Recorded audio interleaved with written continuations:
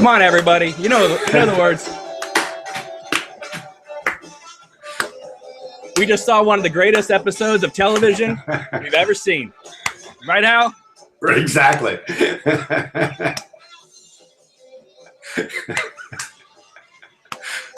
Come on, everybody. Case closed. It's the Roadhouse. Yeah, there's no argument anymore. No argument anymore. Frost and Lynch said, no, it is not the Bang Bang Bar. Ow!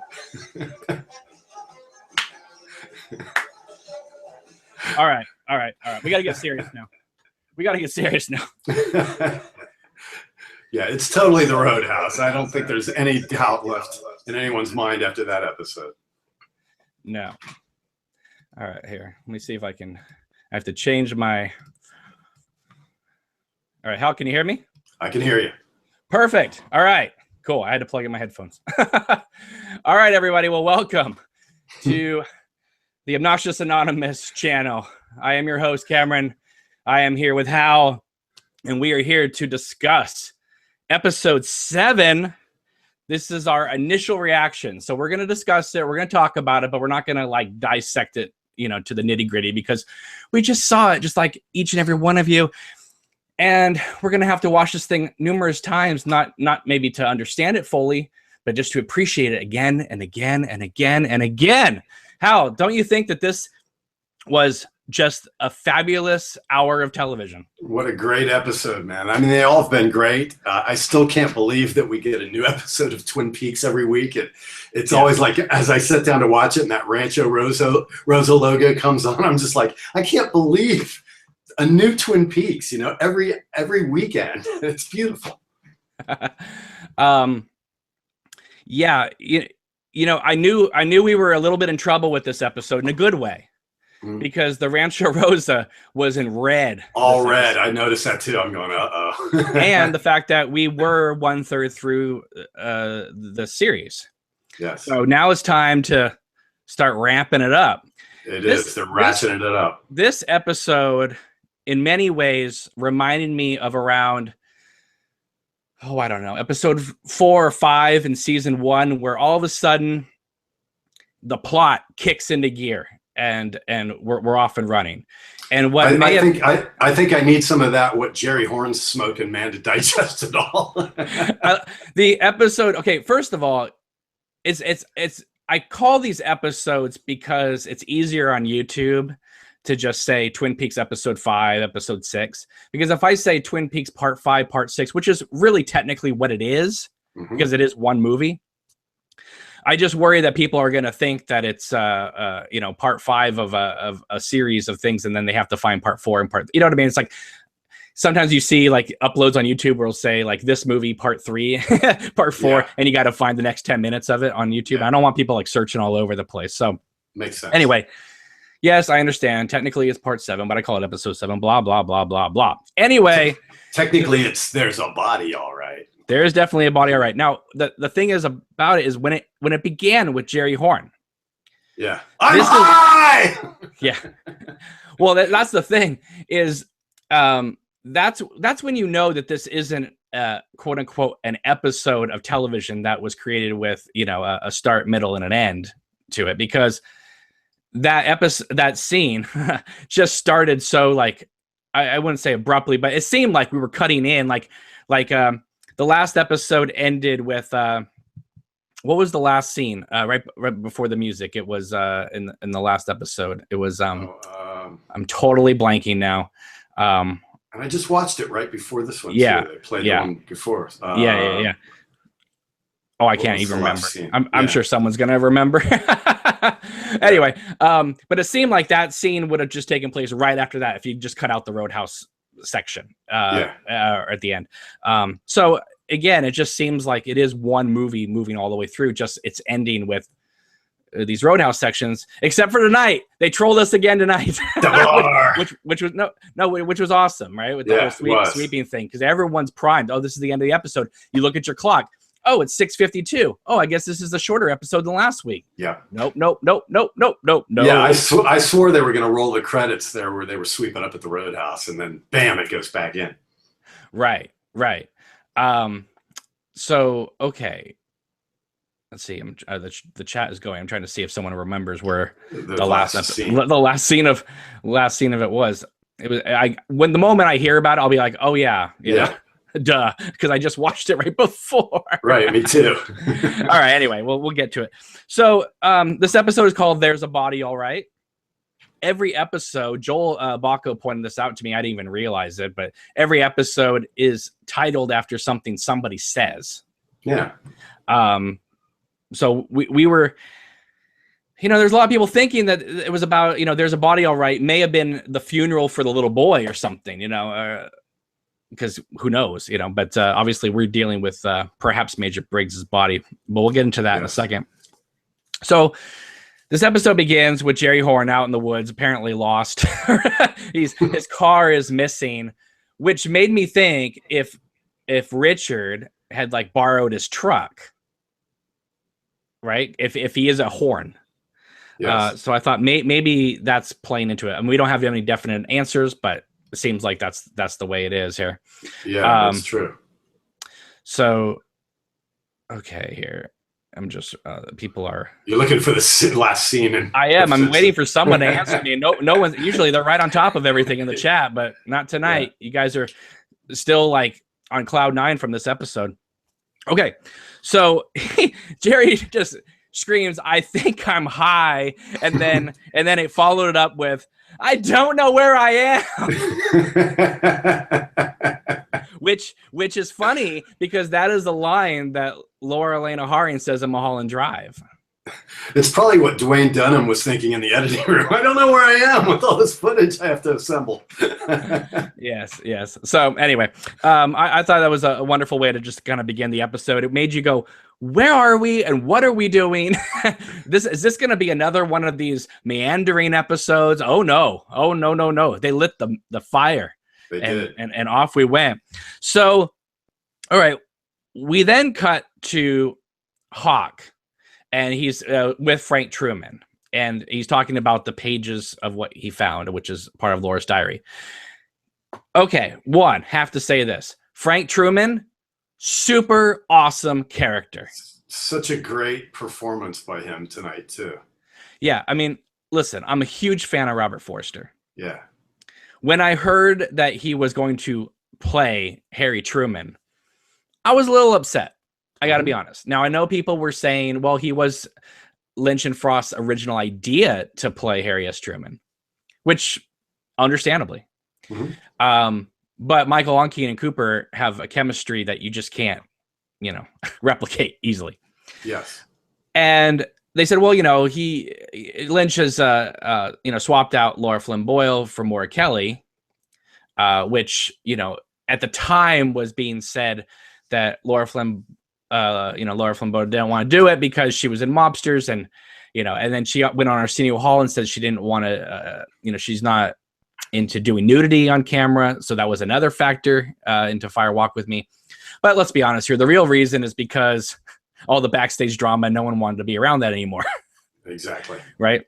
And so, she had plastic surgery gone awry, which probably didn't help either. Well, yeah. But here's the thing.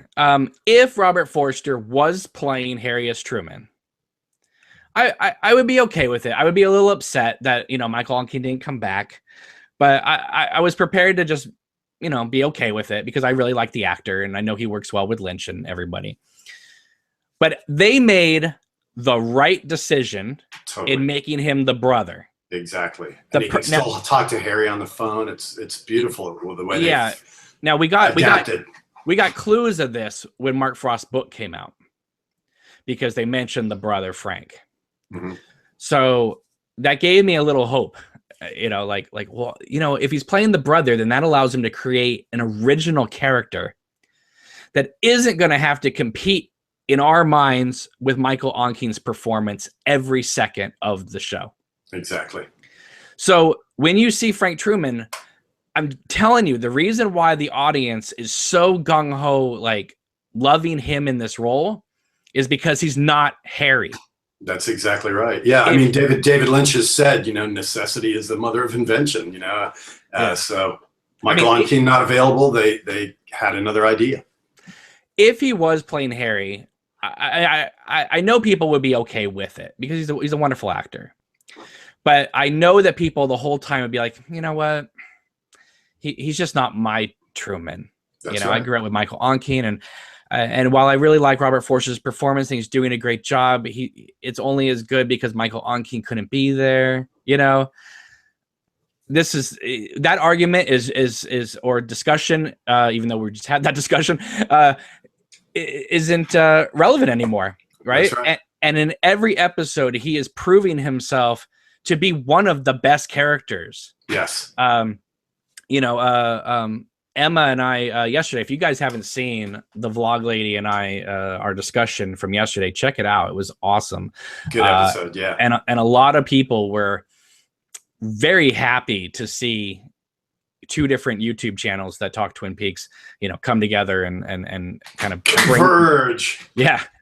Bring their watchers together, and it was a wonderful time, and hopefully the positive reaction that came from it will encourage her to come back sooner than later. Yes. And I can't remember where I was going with this. That's the thing about this episode. It's just like, bah! Your brain just explodes. Yeah. Okay. I was talking about Frank. And yeah, I can't remember. Maybe it will come back to me. Anyway, so he's sitting there with Hawk. And Hawk is saying that these are pages from Laura Palmer's diary. And they kind of pull a switcheroo with us because they say it wasn't the one-armed man that we all assumed it would have been because he was in that stall. That it was probably Leland who did it when he came in to be interrogated about Jacques Renault.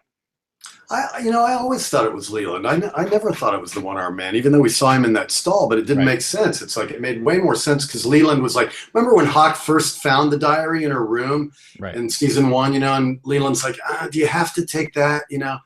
I mean, he's the one that ripped the pages out, so it makes sense that he was the one hiding them.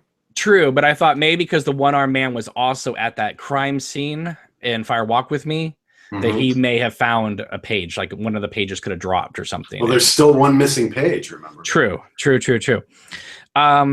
But they introduced a discrepancy that Joel and I discussed the other night as what we hoped wouldn't happen. And then it did happen. And there were two discrepancies in that scene. One is if Leland had that page and he had the ripped pages, right? Which, I mean, we know that he ripped pages out.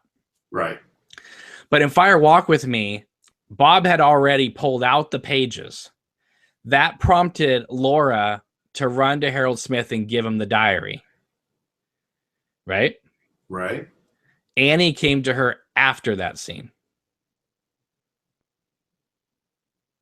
You see what I mean? And she never went back to Harold to write that in her diary. Right? And have it be ripped out again by Bob in Harold's house. So I always had assumed, and of course, you know what assuming means, that she had actually written it in that other diary, the one that talked about the asparagus and all that stuff that Cooper had found. And maybe it was in one of the back pages of that he never got to the end of. But that is a discrepancy if that's the story and they're sticking to it, because that negates the Fire Walk with Me timeline. So you're saying, wait a minute, the pages were not ripped out when she gave them to Harold? No, they were. Remember she's laying on the bed and she opens up her diary and the pages have already been ripped out. Yeah. And then she runs and gives the diary to Harold Smith. Okay. Right. Well, Annie came to her after that scene. Right. So that's issue 1. Issue number 2. I love the scene. Don't get me wrong. Yeah. I just want them to dot their I's and cross their T's. Yes. Issue number 2.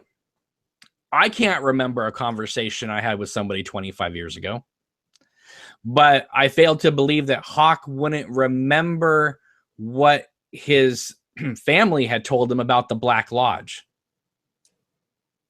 Because he's saying, well, if the good Cooper's in there, then not the good Cooper got out. But he's the one that gave Cooper the big speech about the shadow self. Yes. So, yes, he may not have remembered that conversation, but he would remember the history of what he was told about the Black Lodge and about facing yourself with, and if you had imperfect courage, it would eat your soul and all that stuff. So, I mean, weren't you a little surprised by that? How does that conflict, though? If he's saying, because he's saying, well, the bad, if the good Dale's in there, then the bad one got out. That doesn't conflict with his knowledge of the shadow self. It doesn't, but he was much more eloquent in the original series. Yes, well, that's true. Yeah, I guess that's my technicality on that one. Is just gotcha. Like he kind of was playing Black Lodge for dummies in that scene. True. Right.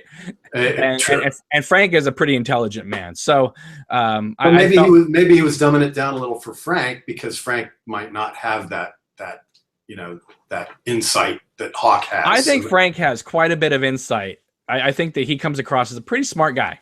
Yeah. But does he know all about the lodges and stuff? I'm sure he must be. He has to be up to speed if he works. Yeah, I'm much more concerned about the Laura timeline thing than I am about that. I was like, Hawk, you were much more eloquent talking to Cooper about this, and then you're like, so the bad Cooper's out. Is right. It's like, I think that was kind of tailored to the audience that may not remember all that. Right, stuff. And the funny thing, it out for us in episode 7. Lynch and Frost dumb it down for the audience for like 5 seconds. Yes. It's like, what? Like, I guarantee you, any audience still watching episode 7 knows what the hell is going on. Right. Yeah, it did feel a little dumbed down, I must admit. I felt like they were kind of like, oh, we know all this, Yeah, well, you know what? Watergate burglar in the chat, he's probably right. Hawk didn't want to sound like a complete nut about the lodge lore. Yeah, you're probably right. I just, it was just kind of like, because I was just coming off the Laura Palmer timeline thing, and then I got that in the same scene. I was like, whoa, what's going on here? Okay, moving on. Once again, a Harry Truman reference. Yes. Frank actually calls Harry and doesn't want to upset him, because if he said, Harry, we don't think the right Cooper got out of the lodge, which is really interesting because, look, Frank doesn't even question Hawk about this lodge stuff, and one Cooper got in, one Cooper got out, right? Didn't he say something about that place or something? So that, yeah, and so I think that Frank had already been briefed about this by Harry. Yeah. Because there wasn't like, Hawk, what are you smoking? It was like, yeah, I understand this, and we have to deal with this. Yeah, he seems to be up to speed. You're right. Which I loved. Yeah. Right. Which made Hawk kind of dumbing it down too. Just made it go, because like Frank was meeting him more than halfway, and Hawk was meeting him down here. It's like, that's true.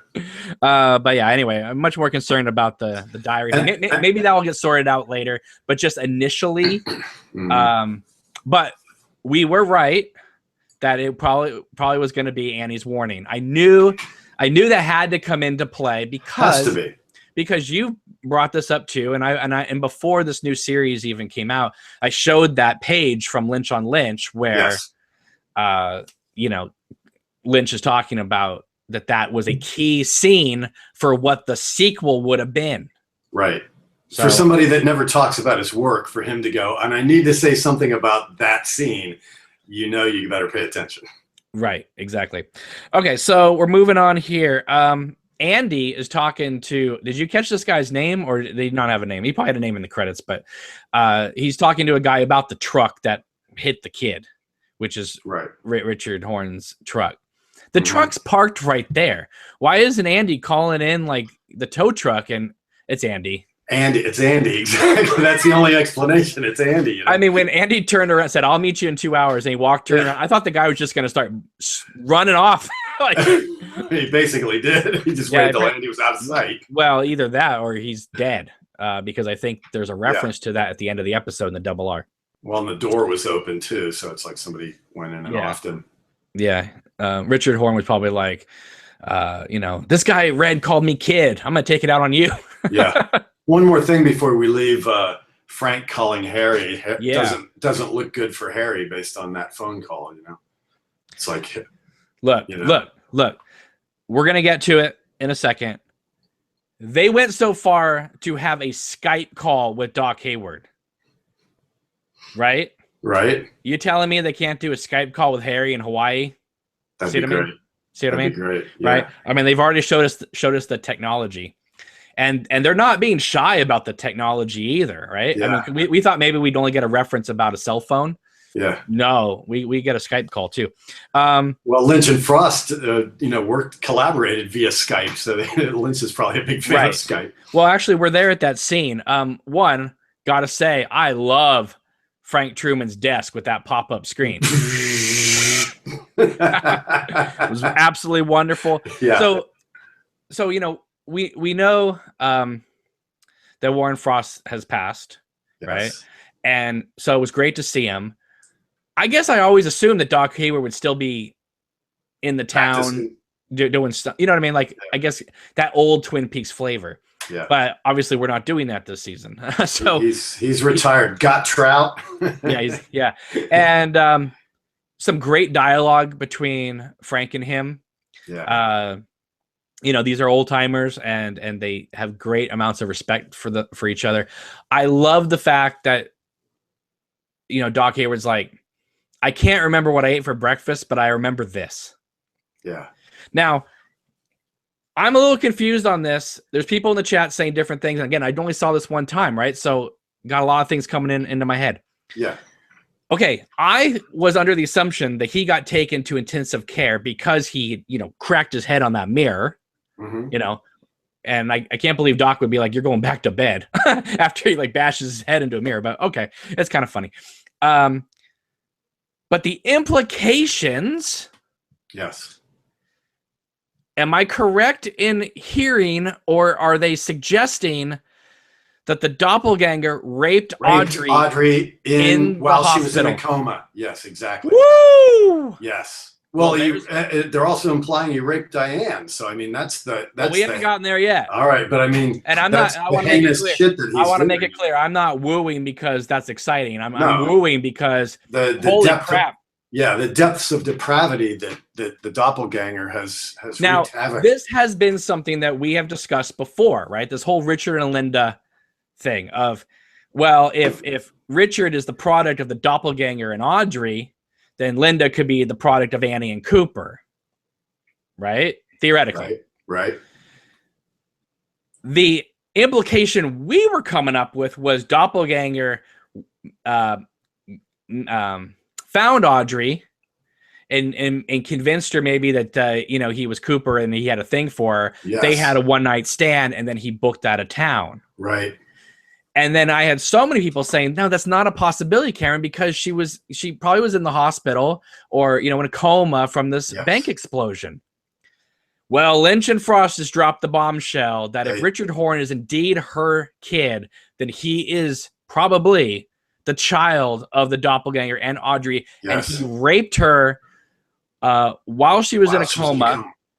It takes it lower, that it's so in keeping with the character of Bad Coop. Right. So we said this.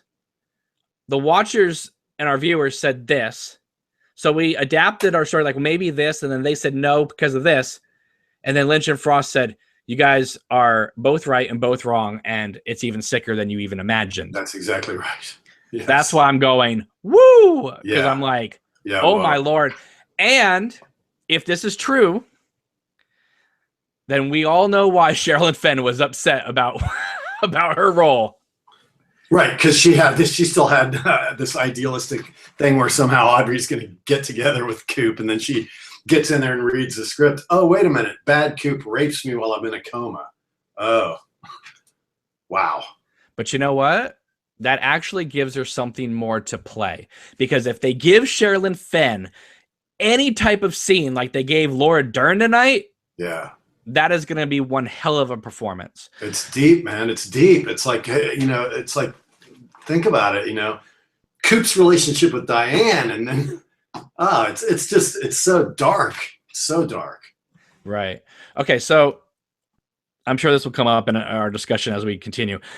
So the next scene is the military woman. I had her name last week, but I don't have it on the paper in front of me. But anyway, she does get to the South Dakota police. Yeah. She's there to look at where these prints came from, Major Briggs. They pull out this body. She's like, what's going on? I thought these prints were on like an item. No, it's from a body. Okay, that changes things. Where's the head? So it didn't really tell us anything we didn't know. I mean, she's just kind of being brought up to speed and kind of takes it to the next level by calling her boss about this. Ernie Hudson, the actor, of course, we all know him, Ernie Hudson. But he like says he's got to make a special call. Mm-hmm. And did we find out where that call is or no? We cut away, right? Cut away. Right. But the implication is that this is Major Briggs's body, which is what we assumed because his head was floating around in the ether.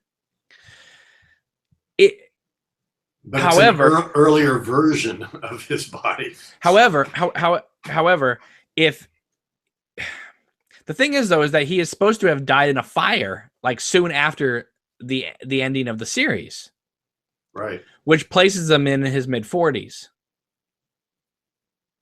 Yes. Right. So, okay. So there's two possibilities I see here right now. Mm-hmm. One is, or late 40s, whatever. There's two possibilities I see. Either Doppelganger kept his body on ice and then released him when he wanted it to be appropriate to. Or this is a case of Major Briggs time traveling and he got killed at a certain moment in time and just happened to be around here. Are you leaning one way or the other? Well, I mean, why did they even say, well, if he would have lived, he would be in his 70s? Because don't they know that he burned in the fire? David Kirk in the comments says Ernie Hudson called the Ghostbusters. Oh my goodness. That's fantastic. Okay. Yeah. I mean, I know that this is probably going to be dealt with a little bit more, you know, but then again, even if they had a body, the charred body that they assumed was Briggs, if he was burned, then, you know, they might not have been able to positively identify him. True. So she goes out in the hallway, makes a call to her boss, which I mentioned. In the background, walking down the hallway, we have that homeless bum guy, whatever, that we saw in the jail next door to Matthew Lillard's, the one that vanished and his face went floating up. Yes. So we see him walking down the hallway, and what do we hear? Electricity crackling as he's moving down the hallway. She comes back in the room, talks to the police officer in the corner, and this, you know, I don't know who he is, kind of walks by. That spectral figure. Walks by in the hallway, and it's like doom and gloom is here. Right? Yeah, and it reminded me a lot of in the pilot when Cooper and Harry are walking through the hospital, right? And the one-armed man's just kind of everywhere in the hallways too at that time. That's true. But I didn't like that. I didn't like him out of focus walking up towards her. I didn't like the electricity. And when I say I don't like it, I'm not saying like, oh, I don't like that choice. I'm saying I didn't like it because I thought we were going to get another dumpster moment in Mulholland Drive and he was going to jump out at them. I'm surprised her police instincts didn't get a weirder vibe off of that too. You know, I'm getting a weird vibe watching it. Yeah. Right. And I'm just like, oh my God, you know, Lynch. Listen, David Lynch is an amazing filmmaker, but he's never credited for directing some of the greatest horror scenes in cinema history. Yeah. And while this wasn't particularly a horror scene per se, it is so filled with tension. Yes. Because the last time we saw this dude, he was disappearing and his face was floating away. Yeah. Right. I didn't know if he was going to like disappear and like, you know, reemerge inside her and possess her and like, you know, say, give me the body or something like that. Plus, we know that Lynch has also said, you know, keep an eye on that guy. He mentioned in an interview. So that's true. That's true.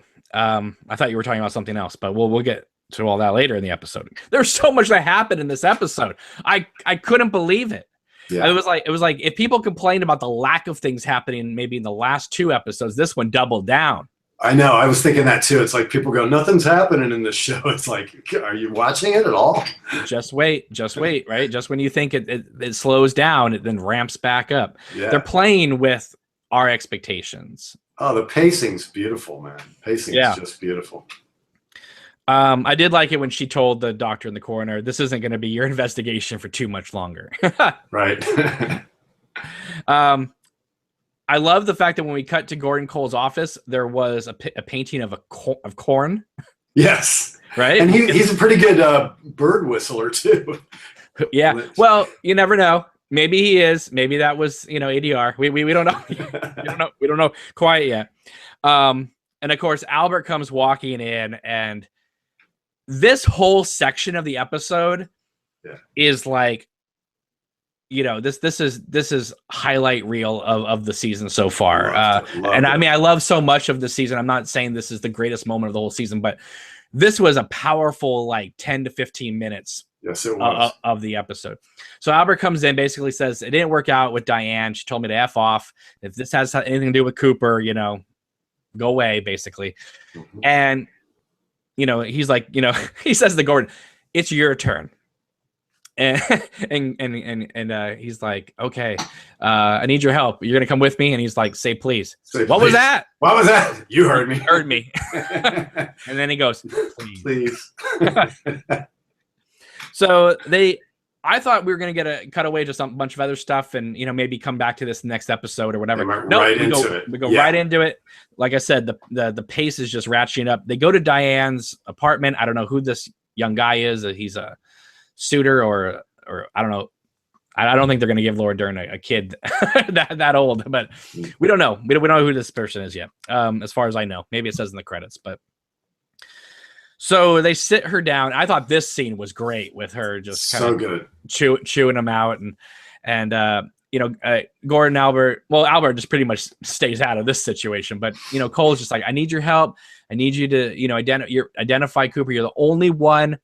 And the way Diane is acting in this scene, look, I'm sure there were many, many people that could tell she does not want to go because there was some sort of sexual assault that happened. It was very clear, just in her mannerisms, her anger. I mean, she was taking it out on Gordon and Albert because that's all who she could take it out on, because Cooper's not there to vent. Right.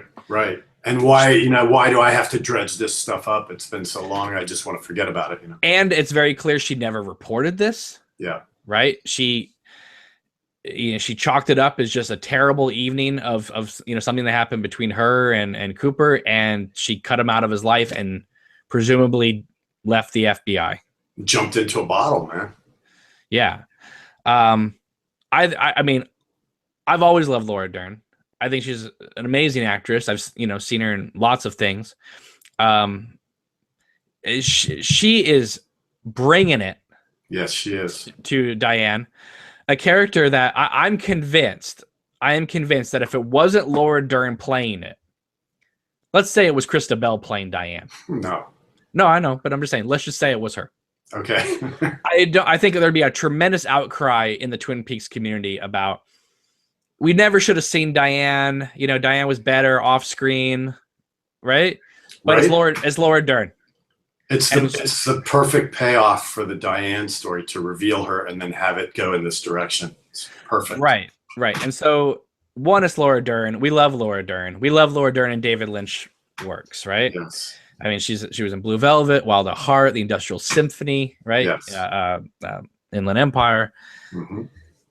So we love seeing them together, and it's like the first time we've really seen Laura Dern and David Lynch act together. Yes, and what a beautiful. Yeah. Oh, it's wonderful, and you just know she loved it when she got to say, F you, Gordon. After all the stuff that Lynch has put her through, right? Good stuff. I understand, but Albert's like, you already got further than I got. Yeah, every actress wants to be able to tell that to her director at some point. I don't care how much she loves David Lynch. If you saw the way he directed her in Inland Empire, you're gonna shoot yourself in the crotch. Right. She definitely wanted to, she was having fun with that. And then again, no cutaway to a bunch of other subplots. Nope. We're on the airplane. Yes. We have Albert, we have Cole, we have Tammy there. Obviously Diane there. She's seething in her seat. I mean, imagine if you were knowing that you were going to have to confront this guy. Yeah. Now we'll get into her scene with the doppelganger in a second, but if what she tells Cole, what she tells Gordon Cole at the end of the prison sequence, right? Mm-hmm. You'd have to think that she would have recognized this when he came to her initially, the doppelganger, that she would have felt that it wasn't Cooper. But something tells me there was probably alcohol involved or something involved for her not to be able to realize it was not Dale. Or maybe he was not revealing him the evil until that moment, until he actually took advantage of her. Well, that's interesting. Maybe he was playing as the Coop that she was familiar with. Well, we haven't seen that yet, right? And there's some people who suggest that in the Showtime trailers, when you see Cooper with the suit driving the car, right? Excuse me, that might not be good Dale. That might be the doppelganger, needing to go back to Twin Peaks or do something, right? Right, imitating the good Dale. Right. Now, we've never seen that. The only times we've seen him imitate Dale is in the bathroom where he's like, I haven't brushed my teeth. And he's so out of whack and out of sorts. And, presumably because he just got out of the lodge. Yeah. So we've never actually seen him turn up the charm as Dale Cooper. Yes. So what I'm thinking is he just walked in like a ball buster and then like assaulted her. But and maybe she was left going, what was that about? Right. So, I mean, maybe we'll get this story that she tells Gordon later, when she says, I'll tell you later. Yeah. I would just like some clarification. Did the doppelganger ever get to the point where he was actually able to trick people that he was Dale Cooper? To me, it doesn't sound like he did because he booked out of town so fast and no one saw him since. Yeah. Right. So it's weird that he would seek out Diane to do this. Yeah. Right. But he's also apparently sought out Audrey to do this. So not only did he want to just get out of town, he wanted to hurt the women in Cooper's life, which makes me tremendously worry about Annie Blackburn. Yeah. Right? Because if he did that to Diane, he did that to Audrey, what the hell did he do with Annie? Because she's not around. And we do know she exists. Now, it could be what the vlog lady says, that she was a construct of the lodge too. We don't know. We don't have any evidence saying yes or no. But we do know that she is still canon because she's in the diary entry. Yes. Right. And I love the fact that, this what was supposed to be this alternate romance angle for Dale Cooper in the original series has become like so important to the overall story between Laura and Cooper.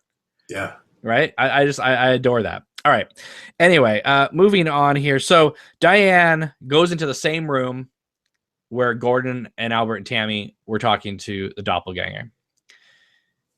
This is probably like top 1-2 scenes in the whole episode, right? Intense. It was amazing. And I'm thinking, oh my God, taking myself out of the scene itself, right? And the implications of what is being suggested. That's Jeffrey and Sandy from Blue Velvet. Right? Right. And I'm thinking about, him doing that funny little walk on the path when they're taking that stroll at night. Yeah. And thinking 30 years later, Laura Dern is playing another character, Diane, confronting Kyle MacLachlan, who's playing this doppelganger Cooper. They were in Blue Velvet together. They also briefly dated in real life. I mean, talk about levels of acting. Yeah. You're playing you were the love interest of this actor 30 years ago. You dated this actor 30 years ago. And now you're playing a woman who was sexually assaulted or raped by a character your ex-boyfriend is now playing, right? Yeah. There's a lot of history in that. And I think that's another reason why I always thought Laura Dern should be Diane. Yeah. Because they have that actual history. They can draw on those, imagining in their heads if that really happened between the two of them and draw on those emotions. Well, there's that. But also, if you have someone like Krista Bell playing Diane, there's no real history between her and Kyle MacLachlan. Right. Yeah. But there's history between Laura Dern and Kyle MacLachlan. There's history between our relationships with Kyle MacLachlan and Laura Dern. Mm-hmm. Right. So they never show them together, obviously, because he's in another room. But we are in the middle of them. She's looking at him, trying to see if he is who he is saying he is. He is aware that she's onto him because obviously the rest of the episode clearly dictates that. Mm-hmm. But we're in the middle of it. We are in the middle of one of the most awfulest confrontations any two people could ever have with one another. And we're in the middle of it. Yeah. So not only is it a brilliantly acted scene, it makes us uncomfortable because we're listening to the he said, she said, and we know exactly that she is right. Well, and the sick mockery that he, when she goes, remember that last night? He goes, yeah, I'll never forget that night. He's like mocking her even then, I'm telling you. And that's why she didn't last the 10 minutes that she'd given herself. She's like, I'm out, Yeah, I was scared to death that we were going to be in that scene for 10 straight minutes. Yeah. So anyway, so she does leave, and she meets Gordon outside. Hang on, let me just pause there for a second. Right before that, David Lynch tips his hand a little bit in this episode when he says, Warden Murphy, keep this man here until you hear from me. I was like, oh, he's gone. Mm-hmm. Yeah, he ain't staying in that prison. Mm-hmm. So anyway, so he talks to Diane outside and they talk privately. He turns down his earphones and, he asks her, what happened? And she says, it'll be a talk, you and I will have a talk sometime. That broke my heart. Oh, and the way she said, there's just something missing here, Yeah. Oh, so, and then Lynch's reaction shot, of him trying to just feel her pain, was so beautifully done. Lynch is really, his acting in this is really, really good. He's doing a wonderful job for what was supposed to be just a cute cameo in the first season with him doing a voice, right? One more other thing I want to say about this scene. I almost, this is going to sound silly, but I almost was getting a little emotional watching it. Not so much, obviously because of everything the scene was about and what it was like hinting at. Again, they never say he sexually assaulted me. He raped me. They never say he raped Audrey. It's left open, but clear enough for people to be like, oh my goodness. Oh my goodness. Because what we've seen Bob and Leland do, we know what Bob's capable of when he's eager for fun. Exactly. But I was getting emotional too because Diane's having this conversation with Gordon, and I'm thinking, God bless this whole thing so far. Yeah. Because Lynch and Frost, and I know I've said this before, but it bears repeating. They're really taking this seriously. Yeah. This isn't like we're doing Twin Peaks: The Return, and we're gonna go back and have some good old cherry pie and some cup of coffee. No, they are taking the implications of that final scene in the series, the implications of what was suggested in Fire Walk with Me, with Annie saying the good Cooper is in there, the bad, good Cooper's still stuck in the lodge and he can't leave. They are not like, look, David Lynch and Mark Frost, whether they, a lot of times when they write separately, they take a lot of shortcuts sometimes. And I don't say that in a bad way. It's just something that writers have to do. And David Lynch is someone who doesn't necessarily all the time think narratively. He thinks visually, and then he fits the narrative to those visuals. Yes. But this story of what they concocted so far is what you would imagine like a great novelist doing as a continuation. Because they're not treating these characters as just fun little two-dimensional characters we used to watch on ABC TV. They're treating them as three-dimensional life and blood characters that have joy and tremendous anger and hurt and hate inside of them. And then you have other people like Gordon Cole, who's trying to always see, you know, the positive side of life, but knowing there's Blue Rose cases out there.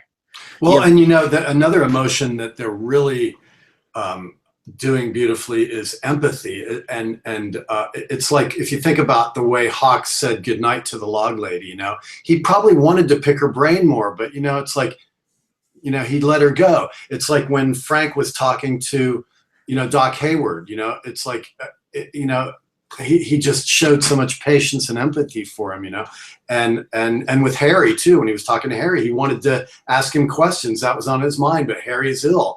Let him go, you know, let him be at peace, you know. The same with Gordon and Diane there, you know, he probably wanted to go, what happened? And she wasn't ready to do it. So he's just, you know, hugs her and feels that empathy for her, you know. It's beautifully delineated, you know. What you are saying right there, the empathy. Yes. There's tremendous empathy in this series. There's tremendous patience, but also, you know, in the original series there was a lot of hurt and anger and joy and humor and all that stuff. I mean, that's why some of these episodes frazzle us so much as like hyper fans, you know, because it's like they take us and they just wring us out, you know, of all the emotions, and it's so many things packed into an hour. Yeah. Right.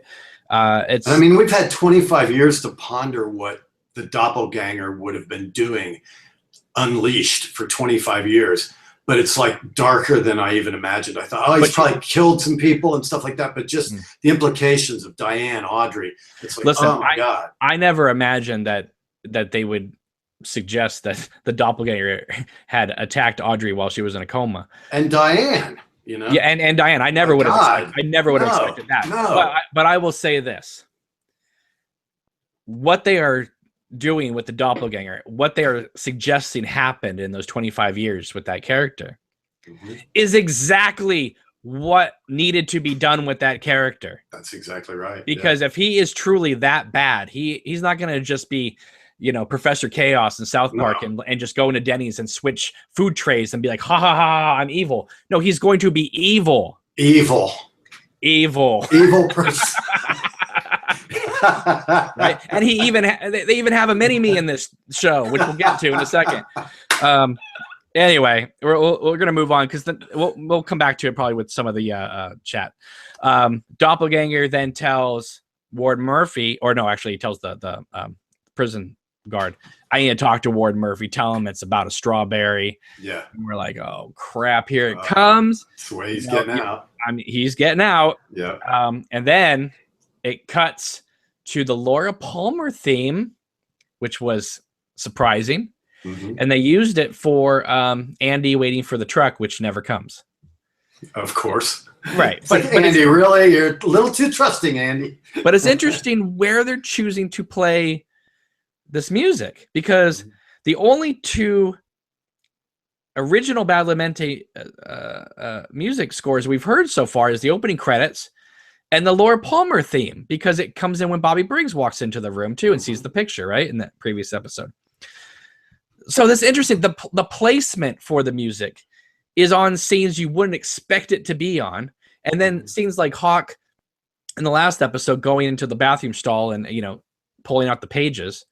That has really like no, you know, theme to it. It's just, whereas in the original series that would have been charged with music, that scene.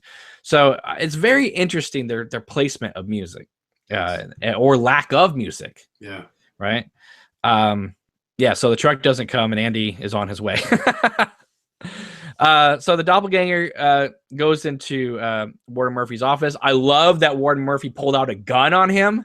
That was great. I was like, that's fantastic. He mentions the doppelganger mentions a Joe McCluskey, and a late Mr. Strawberry. I don't know if it's one and the same or what, but he's basically suggesting there's some past issues here. Maybe Warren Murphy killed somebody or what, because it has to be something like that for Bob Doppelganger to know about it, because it's on a spirit plane. But he says that he wants a car. He wants, what he said. What he said, right? But he said something in the glove department. I know he wanted a gun, but he said he wanted a present basically in the glove department. But he wanted Ray. Now this is something I have been talking about throughout the podcast, but I know for a lot of viewers who don't watch this podcast, they were probably like, Ray, why does he want Ray? Oh, that guy. Well, how is he in the prison? You know what I mean? You have to go all the way back to episode 1 for that. Might want to rewatch. Yeah, I will. Episode 1, episode 2, all blurs together as that one pilot.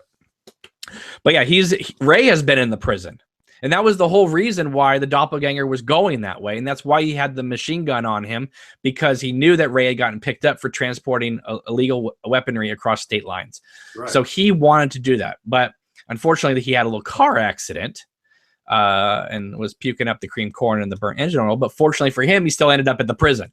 Yes. So yes, maybe that is a shortcut on Lynch and Frost's part, but it's a very cool shortcut. So then we come to the section where we're at Dougie's work. Janie E is tapping her foot outside, waiting for Dougie to show up, which I don't know why she's tapping her foot. She knows the speed that Dougie walks, right? He's not going to be in any hurry. Dougie is in his office, and Sizemore is getting worried that he said something to Bushnell about the case files. And he's like saying, you're going to blow me off about this. I mean, he knows Dougie's not talking. He hasn't talked in a few days. Yeah. So I don't know. It was weird though. He's like, what are you doing with those case files? I mean, didn't he know that he got punished? I mean, didn't it go around the office that, Dougie's outburst towards him in the meeting got him like a bunch of homework to do? It wasn't like Dougie requested all those files. Yeah, but he's still, he knows he's doing fraud, so he's like, he called him a liar, so he's like curious, And he's tense because he's paranoid basically. Yeah, something's gonna happen. Exactly. Yeah. So the police come in to basically talk to Dougie about the car explosion, and that's when Janie comes in, and of course she takes over the room again. She is so good. Yeah. And Sizemore, as soon as he hears the police are coming, he's like, okay, I gotta go to the bathroom. Yeah. There's a lot of people in this series so far that when they hear something they don't want to hear, go to the bathroom. Yeah. Right? I'm telling you, there's a few of them. Anyway, so the police come and Janie, Naomi Watts, man, she knows how to work a room of like men. Yeah, she takes control of the guys for sure. Think about that scene in Mulholland Drive where she does that acting audition, right? Yeah, and she just makes everyone like, oh my God, right? And the audience too in Mulholland Drive. You weren't expecting Betty to be able to pull off that kind of acting. Yeah. But yeah, here she is. She's, and one of the officers, of course, is the guy from Anchorman. And I think he's been in a number of movies. You've seen him a million times. But yeah, that was great. That was a wonderful scene. They was like, here, just take our card, call us at your earliest convenience. Yeah. And then the guy goes, you won't have any trouble collecting on the insurance. And then that one buffoon in the back's like, ah! It's a typical Lynch moment. Yeah. And then, Bushnell's there and, he's trying to help out too. And, they're all, who are you? And he's like, he's the guy that owns this place. And they're bringing in Bushnell so much that we kind of saw it in this episode that it was going to come in handy where I guess I'll bring it up now. Dougie and Janie are heading to their car. And all of a sudden, out of nowhere, Ike the Spike shows up, this time with a gun because I guess his tool of choice has been bent. Yeah. right? No. Yeah. So I guess he was plotting to do kind of like a Lee Harvey Oswald shooting right there in the middle of broad daylight in front of all these people.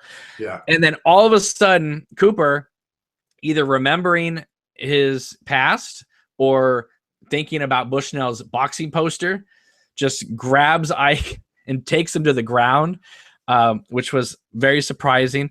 Now, I was so hyped and amped watching this, right? Because I was thinking, oh my God, he's going to get killed. Someone's going to die here. Jenny E's going to die. He's going to die. Something bad's going to happen. So this tree comes up, right, from the Black Lodge with the little head, and the tree from another place. The tree from another place. The man from another place has morphed into a tree. You should have kept your mouth shut, Michael J. Anderson. Anyway, because I would have loved to see Michael J. Anderson's head pop out of the cement, and he says, "Squeeze his hand off." Right now, I was so excited that I thought the tree had said, chop his hand off. And I was like, do it, Dougie, break his hand and just rip it off his body. Yeah. Well, obviously I was wrong, but he says squeeze his hand off. And he manages to get away, and that was awesome. And all of a sudden we get this like eyewitness news segment where like we always have these witnesses they're giving their 2 cents. And then there was this like weird piece of skin blood on the gun. Yeah, and they like peeled it off, and I was trying to figure out like where on earth did that come from. And obviously, maybe it's from the squeezing, and it just kind of ripped a piece of flesh and fused it to the gun butt. Man, Cooper's tough. Yeah, he's come a long way from punching Blackie's sister in the stomach. Yeah. Now he's leaving skin residue on guns. I wonder if the fact that he kicked into action like that was, he's still coming back, so his instincts kicked in, Right. Well, a lot of people had assumed that him looking at the Bushnell poster over and over again was maybe going to happen. Like they thought maybe what I had heard was that they thought that Ike the Spike was going to run into Dougie's office and take out Sizemore or something, and then Cooper was going to have to fight Ike off or something, right? And it was going to be like this boxing moment.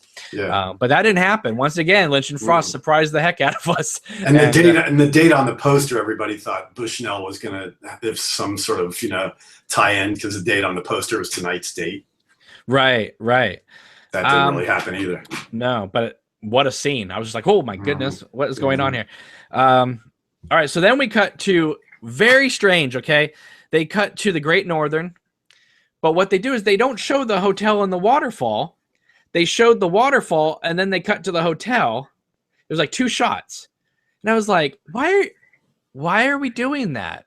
Because that's very odd, because that's a single shot that if you stand there, you can see that shot. It was a shot they used all the time in the original series.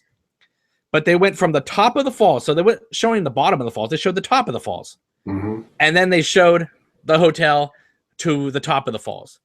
And I was like, well, why didn't you just have it 1 shot? Why did you do 2? Something's off kilter here. And definitely is, because in the next scene, we cut to Benjamin Horne, and he is in the office with Ashley Judd playing Beverly. They're listening to this high-pitched chime thing that seems to be kind of in the air in the room, and everywhere they move, it seems to go to the other side of the room. Did it remind you at all of remember in the original Red Room scenes where that thing flies behind the curtains? That was Waldo. But was it? See, I don't know, man. That thing looked like, I don't know what that was, but it had that high-pitched hum too. Well, what it reminded me of is Josie's still in the walls. Because let me explain this. See, I thought it was maybe Jerry Horne's head still buzzing from his weed, creating that high pitched. Listen. My initial reaction. That's what this video is, right? This isn't a true dissection. These are initial reactions. Although we do discuss things. I thought it was Josie Packard, and I'll tell you why. 1, Beverly gives Benjamin Horne the key, right? Right. Cooper's throws key. It's like, oh, the key. So this confirms something that we have been talking about. Well, it doesn't confirm. It can. How should I say this? It answers the question we have been talking about for a while, and what it confirms is what a lot of people have been saying, and is that the Rancho Rosa timeline is the timeline. That we aren't in 2003. We're not in 2006. Now, obviously, there were a million reasons why we all thought it could be one of those dates because of Blackberries and coins and the slot machines and blah, blah, blah. But, of course, we did have people telling us, no, there are still machines that do coins. Criminals use Blackberries to, they're harder to crack, things like that. So anytime that there was something about 2003 or 2006 or whatever, there were people that came out and said, it's a possibility, but there's also this logical reason that it doesn't have to be. Right. So I'm glad that we got that solved tonight. Yes. Because I was sick and tired of having to discuss whether are we in an alternate timeline? Is it in the past, or where are we? I mean, it was fun to speculate and think about, but it was getting kind of like I was getting convoluted, and I was getting lost in time trying to keep everything straight. Look, it's very clear that this series is hopping around in time a little bit because we're moving forward with stories and then we back up earlier in the day and show something that happened. So it's not going completely in linear fashion. It might hop back several hours, but for the most part, it is together. But Rancho Rosa, Vegas is the same timeline as Twin Peaks because I knew, and I've been saying this, that the key was going to decide this. Yeah. After Jade mailed it, I said it's going to confirm or deny everything that we're saying. It's either going to confirm that it's alternate timelines if they get it 10 years earlier, or it's going to prove that it's the same timeline. And tonight it proved it's the same timeline. The 2003, 2006, 2008 discussion is over. Put it to rest. Yeah. Thank goodness. Yes. It was so hard to keep track of all of that because look, I didn't know what to believe. I didn't know what to think, but I had to keep all options open on the table until they actually said what was what. Tonight, they said what was what. I'm happy. Yes. Okay. Now, one, we have all those, again, they really show off the Native American decor of this place, right? That we remember from the original series, but they really took a moment to kind of show it. Yeah, that beautiful totem pole in the corner is spectacular. Exactly. Now, the reason why I think it was Josie, obviously it could be anything, but why I initially thought, oh, it's Josie still communicating through the walls, is because when Beverly shows Benjamin Horne the key, 315, he talks about Cooper. He says, oh, yeah, you're investigating Laura Palmer murder. But the first thing that Benjamin Horne said, listen, Cooper investigated One-Eyed Jacks. He arrested Ben Horne for the murder of Laura Palmer, right? Before it became Leland, obviously, right? The first thing Ben Horne thinks about is room 315. Oh, that was the room Cooper was shot. Yeah. And who shot Cooper? Josie. And who is now, so if I'm right, who's making all that noise in the room because the key's there? Because the drawer pull. Who did she shoot? Cooper. Who else died in that room? Josie. There you go. That's why I think it was Josie. Interesting. Yeah. So anyway, until it's proven to me otherwise, I'm going to assume that Josie's still roaming the halls of the Great Northern Walls. And it would make sense that they somehow revisit what happened to Josie. It's like that drawer pull thing is just one of the unanswered mysteries. Yeah, and they don't have to go into big detail, but it could just be, just kind of a known thing. Oh, the Great Northern Hotel has ghosts. Right. So anyway, then Beverly goes home to her husband, who's sick, and a lot of people in the chat before we started, they were convinced that was going to be Harry, which I was going to be surprised by if that had been him, but obviously it wasn't him. And he's kind of suspicious because she said, oh, I had to stay late and take care of some things. And look, you have to know the original series to understand why he's suspicious. You might say, oh, he's sick. He's worried that his wife's going to meet another man and run off and leave him there all alone. But he's also suspicious because let's not forget, Ben Horne has one hell of a reputation as being a womanizer. Well, and she was flirting with him. I mean, she was like, she was lingering there, hoping he'd make a move. Right. So a lot of levels, my friend. A lot of levels. Yeah. So we'll see what happens with that. Then it cuts to the Roadhouse, and we get this long shot of it's not Jacques Renault. It's what's the brother? It's Jean-Michel. Jean-Michel is there behind the counter, and he's got the phone in front of him, and there's the guy sweeping. And I remember thinking to myself while the scene was going on, and it was going on for a long time. One, the credits are going to roll at any second. Yeah. I was waiting for starring Kyle MacLachlan to come up, man.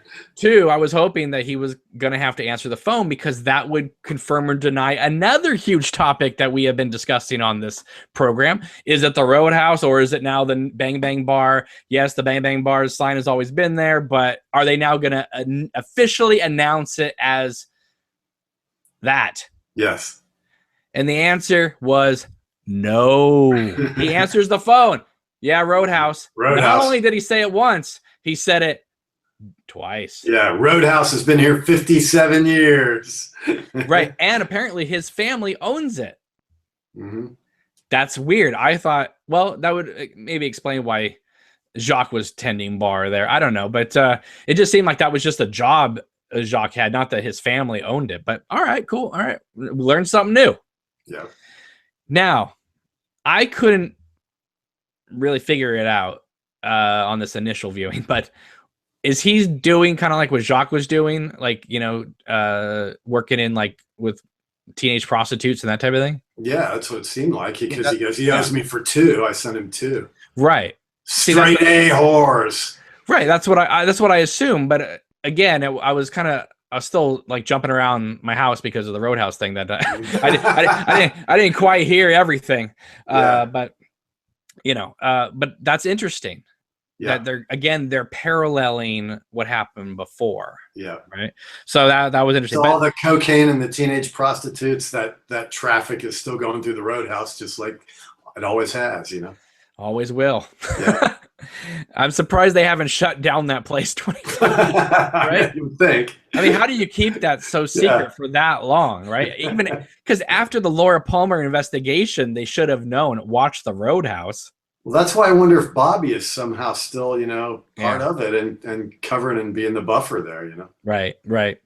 But no, it's not the end of the episode, even though that scene went on a long time. It was one of those great classic Lynch, I'm going to take forever with this moment.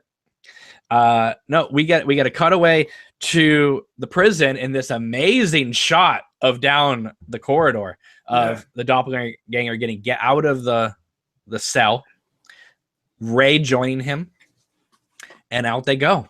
Yeah. They get in the car, and he does he tell Ray to get in the passenger seat, or does he say he'll get in the passenger seat? I can't remember. I'm not sure about that. But they want the weapon. He wanted the weapon in the passenger seat. So I'm not sure why he would want Ray in there to be able to defend himself. But maybe give Ray a choice. Like, well, you can try and kill me, but I'm gonna kill you quicker. Well, Ray doesn't know that he's upset with him yet, does he? Right. Ray probably thinks he's just busting him out, but he has no idea that Coop knows that Ray was going to do a hit on him, Exactly, because of that, because obviously recording Daria and all that. So that's going to be awesome whenever that happens. Yeah. Okay, then we cut to the Double R, and for the first time in Twin Peaks, like proper, we have other music besides Badalamenti's music. We have Sleepwalk playing. Which was really, it was interesting that they were showing that Twin Peaks is now playing other music. Like they did in the sweeping up scene too. It was what Booker T and the MGs. Right. But the Roadhouse was always like, we don't know. I mean, they've been playing rock and roll music, rock and roll and new music this whole series. Yeah. But I thought it was great choice to have it be Sleepwalk, because who is in the scene but Machen Amick, and of course she was in Sleepwalkers. which also used that song. So I thought that was kind of a fun little joke. But then like someone runs in and he says, what? Yeah, what did he say? He's like, have you seen Betty or something like that? Bay? Yeah. Yeah, I don't know. He says something. Yeah. I think someone in the chat knows. If you know, let me know. But I wonder if that has any implications, or whether it's just, A night at the Double R, you know, some random Yeah. townie's looking for his wife. Because or that something, could, you know? yeah, because that could be the guy who disappeared maybe from the, you know, and show up with the truck with Andy. Yeah. It could be many things. Yeah. The credits roll, and Riley Lynch is in the credits as a character named Bing. And I was thinking, I didn't see Riley Lynch, so where the heck was he? So he must have been in there somewhere. Either he was the one sweeping, or eating a burger in that scene, or maybe he was the one that ran in and said that. Oh, maybe so. Yeah. So we don't know. As far as I'm aware, until I do my watch along, and the subtitles tell me who's saying what. Right. Yeah. So yeah.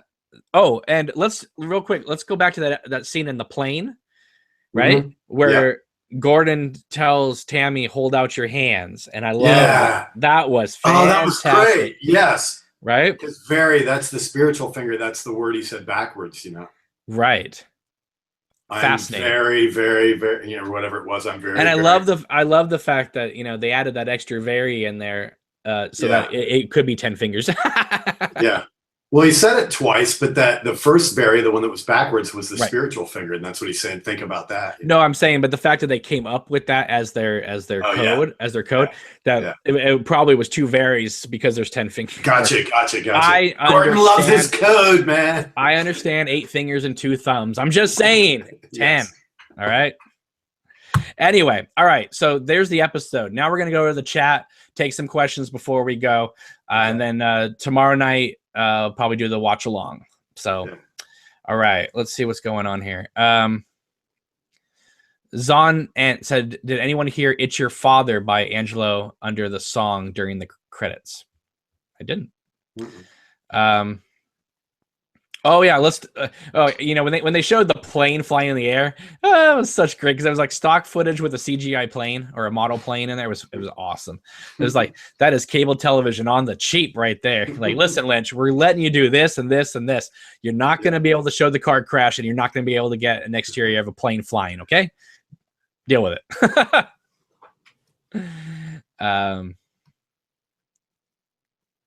Let's see. Dari's asking questions about the Audrey coma thing. We already talked about it in this episode. You just have to go back and watch it. It makes me uncomfortable just even bringing that up again. It's difficult to talk about. Yeah, Dano says, so Annie is real. Yes, Annie is real. Annie's always been real.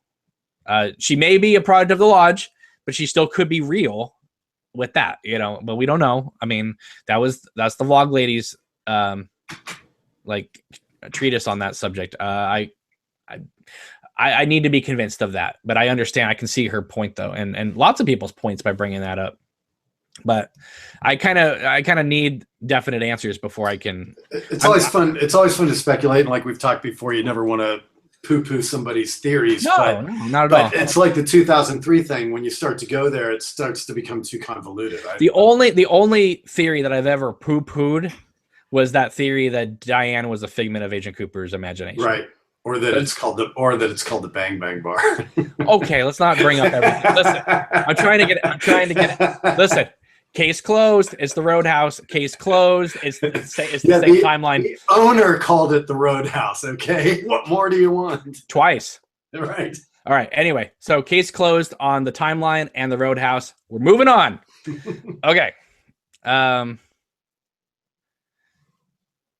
Let's see. Dari is screaming at me. No, Cameron, you don't understand. Coop didn't do that to Audrey. Either he didn't or he did, and people are in disbelief. I don't know. I mean, because again, it's left to our imagination. We're not going to know until we maybe see Audrey's story. For sure. They're bringing up the fact that Linda could be the offspring because Cooper did have sex with Annie. Yes, he did. Let's see. Alexander says Cooper will be on the TV and the FBI will see this probably. You know what? There was a great theory, and I'm sorry, I don't remember who said it. But when I do, I'll give you credit. I just don't want to spend precious airtime like digging through everything. But one great theory is this. What did Tammy say in a previous episode about those who came in touch with Bad Cooper and the vomit, right? They had to be hospitalized. Right. We never saw him vomit before, but could that be the reason why Harry is sick? Because Harry came in touch with the doppelganger in the bathroom. Yeah. That could also mean, I don't know. I'm just saying that could be a great way to tie in what Harry's dealing with. So maybe if they off the doppelganger or trap him in the lodge or whatever, maybe that will resurrect Harry and he'll be on Skype doing an awesome thumbs up with Dale at the end of the series. It'd be lovely. Exactly. Okay. Let's see. Black Sun says Janie E is going to be ticked off when she finds out she's married to an FBI agent with amnesia. She's not going to be unhappy. She's got $400,000. That's right. Yeah. Calvin says 430 was the time Andy was supposed to meet the man, wasn't it? Ooh, interesting. Again, Ben says there's some good stuff going on in the live chat tonight. Awesome. Diana says lots of deaths due to carbon dioxide or monoxide poisoning last episode. So yeah. Scooby D says we got Diane, Doc Hayward, missing diary pages, Dougie judo chopping Ike the Spike, and the Roadhouse in this episode. I'm very happy girl. And the key too. The key. Yes, and we got the key, and we got the timeline confirmed. Yeah. Thank you. It's amazing. Isn't it amazing how much just got solved and accomplished in one episode of television? Yeah, lots of information. Ow! I feel good. Yeah. So good, man. And we still have 11 more hours to go. Yes. PM says Doc is all right, and the guy in black who was in the cell and who lost his head was back. Why? I don't know. Jamie says, love this channel. You guys are awesome. Well, thank you so much for watching. Ben says, this is the best episode ever. Makes Better Call Saul look crappy. Hey, let's not compare shows. Yeah, that's apples and oranges. Better Call Saul is great. It's totally different. Yeah. All right. It's totally different. All right. If you want to compare it, though, to Clarissa Explains It All on Nickelodeon back in the day, go for that. But no, I'm kidding. Luba says, Cameron, did you see that dark person walking in the background? Oh, yes, I did. Yeah. It reminded me of the dark man in the prison when we saw him Bill Cell. It's the same person. You're right, Luba. Yeah. Rin Wesley says, what was that long sweeping scene at the Roadhouse for? I feel like Lynch was messing with us. Have you ever seen a David Lynch movie? Yeah. He does that all the time. Right. Your drool cup in season 2. Well, yeah. Oh, Wicked Scott says this new series has nothing on Clarissa. Calvin says the shadow of the lamp in Ben's office looked a little like the owl cave symbol. I'll have to go back and check. Oh, we're going to be watching this episode. How many times, Hal? Jeez. A few. At least. I mean, I watched the first 4, I think, like 5 or 6 times. So I think, right. Let's see here. Ben says that Rin, another poster, said earlier that Lynch was sweeping up the storylines in this episode. Good one. Yeah. Black Sun says, I thought Jerry was being stalked by a bear in the woods and I was about to attack him. Like the Revenant. Stephanie continues. Anyone else slightly worried that Jerry Horn is out in the woods high out of his mind? I think Jerry's just fine. He's out there communing with nature with his big Bob Marley spliff. Yeah. Alexander wants to know if Principal Hastings, the Matthew Lillard character, if he is a possible sexual assaulter as well. We don't know. Well, Watergate burglar does say Lillard is innocent. He was set up. Well, that's what we're led to believe, and that's what I want to believe. I just worried that it was a Lost Highway Fred Madison situation where he didn't know what he was doing. Yeah. William says that long sweeping scene was evil. It was like 4 hours long, and he didn't finish when it cut out. Malakreem says, what was on top of the FBI car when Diane and Cole were chatting? Wood bark? Again, this is all initial stuff that we haven't. You guys are all seeing different things that we didn't see. So this is fascinating. Let's see here. Rin says about the two 15-year-olds Renault was talking about. Who were they delivered to, you think? I don't no idea. Calvin says, I wonder how James Hurley factors into the story. We've never gone back to him. Hopefully there's more to him. And I think there is more to him because, I mean, we've got to know what happened with his motorcycle accident and how that changed him. Right. But if anything, at least we got the James was always cool. Always cool. Watergate says Bad Cooper and Ray will meet up with Jennifer Jason Leigh next week. Heck yeah. Huge fan of her. Yeah. Cause says, just to be clear, the guy who owns the truck is credited as the farmer. Riley Lynch is credited as Bing, but I don't think Bing was seen tonight. He had to have been seen somewhere for them to give him credit, because even in still photos, they're giving that person credit. It's so sad on the credits too. They always it's like every other episode has an in memory of, we got Warren Frost tonight. Right. When Wesley says that ending credits was creepy, well, Sleepwalk is just a creepy tune. It's a beautiful song, but it's very creepy. Let's see here. Oh man, there's mean things being said in the chat. Not about us, but about characters. Oh, good. Oh my goodness. Yeah, well, I'll just say it because someone's going to want to know what they said. Tonya says, is Donna Hayward dead? And Alexander responded, yes, by Botox. He's got a point. Stephanie goes, ouch, Alex. Oh, that's mean. Drake says, yeah, someone may have mentioned that Riley was sweeping the roadhouse. That's like, David Lynch is like, all right, Riley, I gave you your big moment to shine on stage. Now you're going to sweep up the crap. Yeah.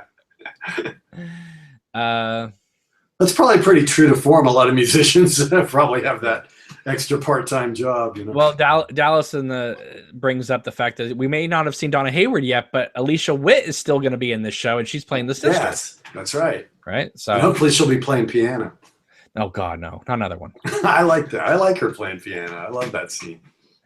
Diana says, what happened in Stephen King's Sleepwalkers that was relevant? Let's think. Yes, the mother and son incest. Yes, I remember.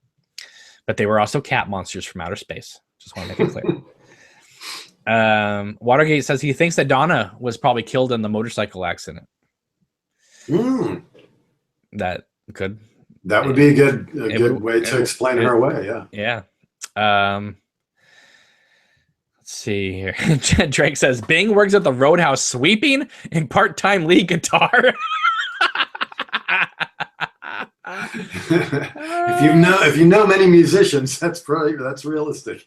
Yes. Mr. Schmidt says at the end was at the back of Bobby Briggs' head. I have no idea. Leonard says the guy sweeping needed a push broom, not that dinky little kitchen broom. He was getting paid by the hour, It's the Roadhouse. They got the old technology there, Right. Tyam says the guy got 2 minutes of screen time sweeping. That's nepotism for you. We're talking about all these great scenes between Laura Dern, but everyone can just remembers the sweeping guy. That's memorable, right? That's Lynchian, man. That is Lynchian, definitely. Let's see here. Oh my goodness. Oh, you guys are going crazy tonight. William says Donna, after the motorcycle accident, went flying 20 feet off the bike and landed in a dryer, and a bunch of electricity went off inside it, and she turned into a gore and blood puddle and a spaghetti-like texture. Holy crap. Wow. That took effort on your part to write that. That's really scary. Tony says, yeah, they could have brought back Maura Kelly, from Firewalk. I mean, I agree. She still looks pretty much the same. Mm-hmm. Let's see here. They're talking about, Alicia Witt has a gig tonight in LA. Okay. Rin says, wasn't Laura Flynn Boyle invited back to the show? I have no idea. Jesua says, how will Donna's sister factor into this? It's not going to be Harriet. It's going to be the other sister, right? So I don't know. But I'm sure they'll surprise us.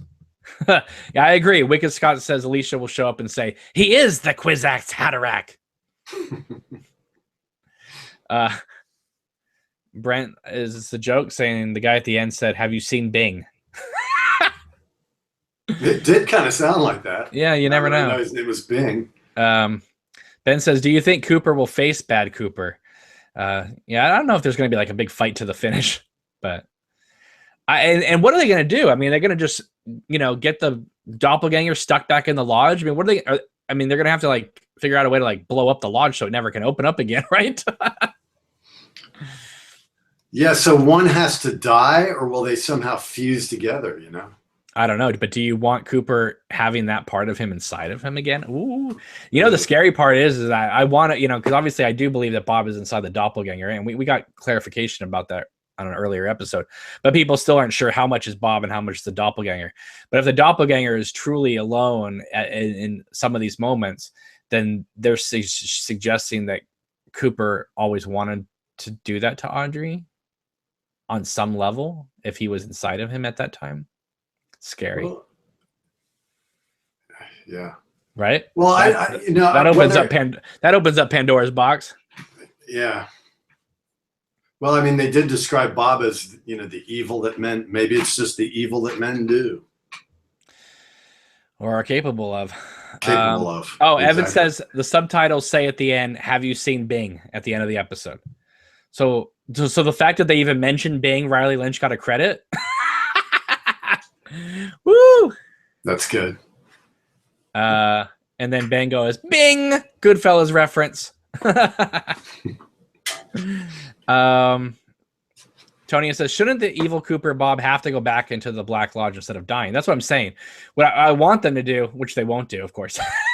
This is a joke, by the way. They need to just get Bob back in the lodge and have Hawk just throw a grenade in there. Before the drapes close and blow that tree to smithereens. And then you see the red drapes on fire. And then the whole series ends with them planting the acorn from the tree from inside the lodge. and the lodge grows again. Let's see. Let's see. Dari says Bob killed Annie's nurse in intensive care. Oh, maybe that's what happened. He killed the nurse and took the ring from the missing pieces. That's a possibility too. Yeah, because I was wondering where that nurse with the ring, how she factors in. Right. Well, I mean, we'll find out. I mean, there's some people are saying that he didn't do that to Audrey, that he just did that he just killed the nurse. Look, we don't have clarification on anything. I'm just saying what they've suggested to us. And yeah, maybe that is our minds running rampant because of the Diane thing. And the speculation that Richard Horn is the offspring of Audrey and Doppelcoop. But Austin wants to remind everybody, it's not Cooper that did that to Audrey. If it is what happened, it's the doppelganger who did it to Audrey. Right. So,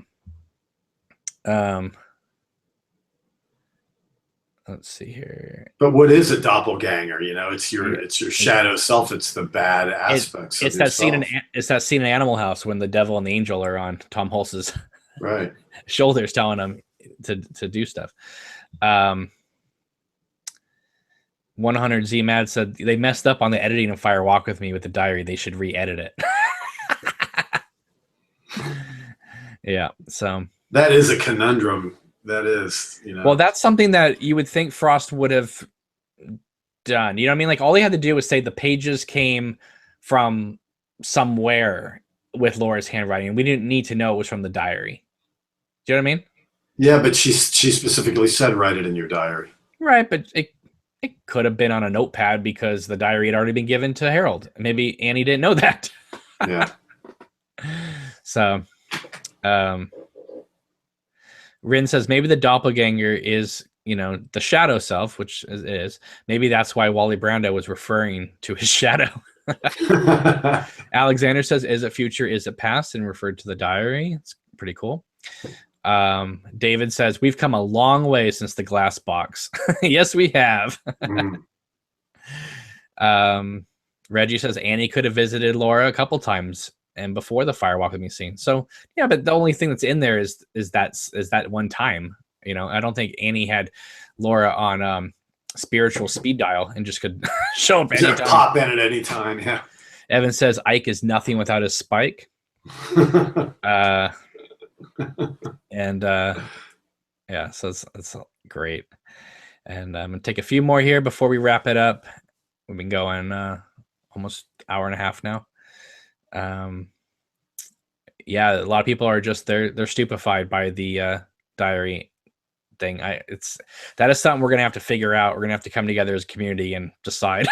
Right. Maybe it'll be figured out later as the season goes on. So Tonya says, did Skype pay for product placement? I doubt it. They're just trying to show us modern day.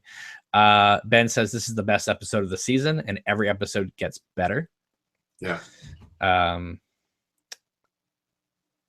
Jan says Major Briggs died while time traveling and probably swallowed the ring to help find Cooper. And Ben says, yes, no, Lynch despises product placement. Yes, there's a wonderful video out there where he like cusses out the idea of product placement. But he has talked in interviews about how he and Mark Frost communicated via Skype, so he probably just likes Skype. Oh, James comes in with the bombshell. Go for it. It might be Leland visited Harold after Laura brought him the diary, and he made Harold look like a suicide, and then he ripped up the diary.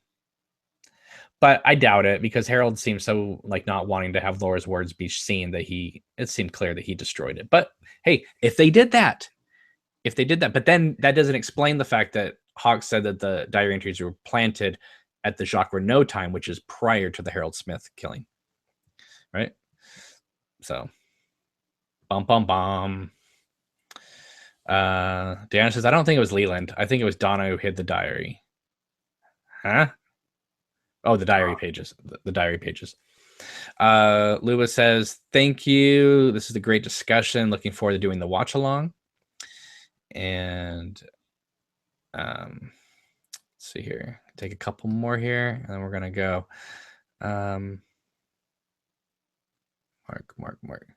Mark says, something I haven't heard you touch on yet. There's a camera peering out of a piece of cardboard on the wall of Maureen's office. What's up with that? Maureen. You mean he probably means Lorraine? Oh, Lorraine's office. I don't know. Cue that music. Let's see here. Austin says, was it a camera? It looked like an exposed pipe to me. I don't even know who's Maureen. No, Lorraine that Ike the Spike killed, the worry woman. Remember, she's got that cardboard thing behind her. Oh, yeah, they did think it was Lorraine. Yeah. Yeah. I don't know. That was from last week's episode. I'm still flabbergasted about tonight's. So. Right. Did we ever figure out what the last scene was in episode 6? No. Can someone please just remind me what the very last scene was before it cut to the roadhouse last week, please? Was it the back office of the sheriff's office when he's talking about? It was when Deputy Chad was like complaining about being obnoxious, and the female officer looks at him with disdain, and then they cut to the roadhouse. Yes, there you go. Thank you, Hal. Thank you. That was going to haunt me. Yes, all night. And you know what? You know why I didn't remember that scene? Because it was a very upsetting scene to watch. Because Deputy Chad needs to find Ike the Spike. Ike to kill him. He needs to fix his heart or die. Oh, Deputy Chad needs to die. Yes.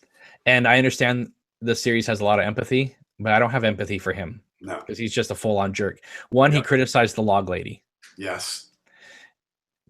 And the log lady is no longer with us. And now he's criticizing another character that died off screen. A soldier who committed suicide from post-traumatic stress disorder. Yes. Drummond says, I agree, Deputy Chad is a dick. No doubt. Yeah.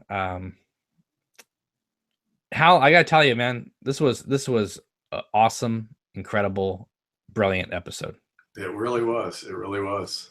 Yeah. When we get number 8 next week, and then a 2-week layoff, which is going to be torturous. Oh, but it'll be torturous for me, but it'll also be a little happy for me because I'll be able to take a little bit of a break. Come on. I think you should double down and do a video every night. maybe episode 8. So you're saying after next week's episode, we have a 2-week break? Yeah, for the 4th of July. They're taking a week off. Okay. All right. Well, that's fine. That's cool. Yeah. All right, guys, we're gonna wrap this up. And Luba says, Cameron, you were right, because Major Briggs' head was floating out in the ether. It really is his body. Well, we don't know for a fact yet that it's his body. I mean, it could be someone else's body with his prints on it, because prints seem to be something you can play around with, apparently, in this new season. So let's Jan says, best episode yet. It felt like we finally went back to Twin Peaks. Yes and no. It was like Twin Peaks, but on like even a more like realistic, gritty scale. But still, wonderful episode, brilliant episode. I've loved all the episodes, but I will tell you that the last couple, while I've really loved them, they did kind of feel sometimes, and I'm not saying this is a criticism, but it did sometimes feel like we were taking our time and or sometimes spinning our wheels a little bit, just a little bit. But I knew it was gonna, eventually pay off.